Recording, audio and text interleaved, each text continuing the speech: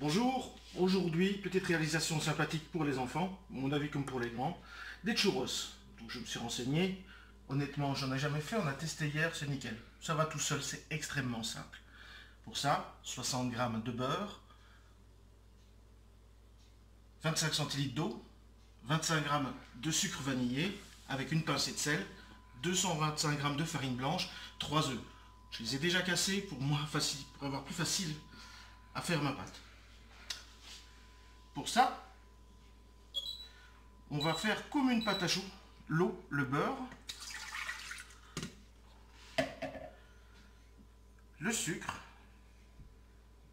et on va faire chauffer pour fondre le beurre.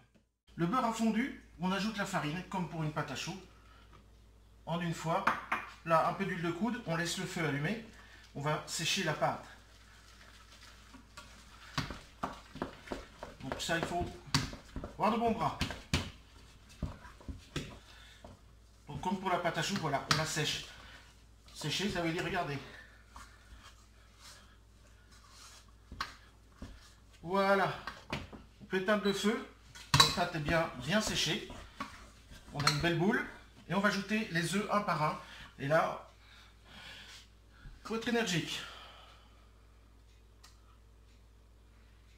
Sinon, vu que la casserole est chaude, l'œuf va cuire.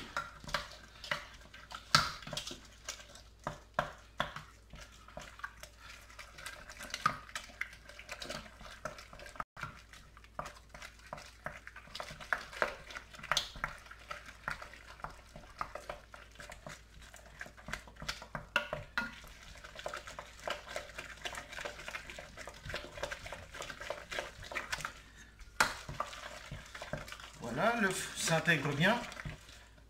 On rajoute encore un œuf.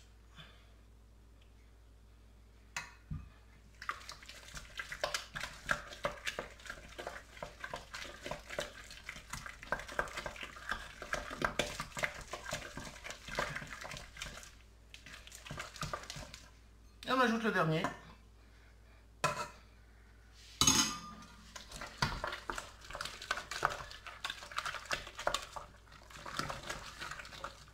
Vous pouvez le faire au robot avec la feuille, mais on va le faire à la main, salir pour un robot pour 3 œufs. Voilà, la pâte est faite, on va pouvoir la débarrasser dans une poche à douille. On va la laisser reposer une petite demi-heure et puis on va entamer la cuisson. Votre pâte à churros, elle est prête.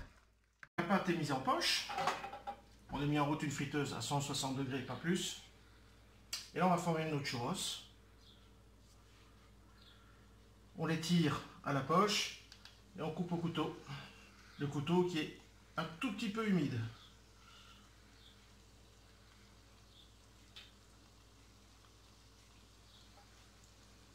Et on les laisse cuire au moins 2 minutes et puis on les retourne.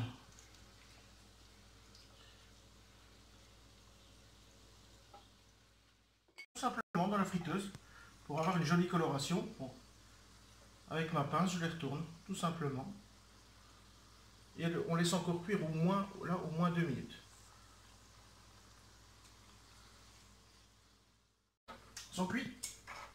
On les sort sur un papier absorbant.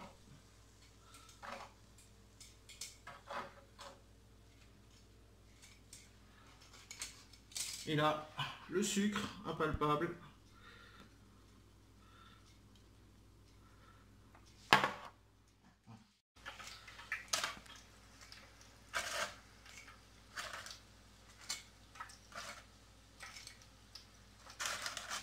Plus qu'à déguster.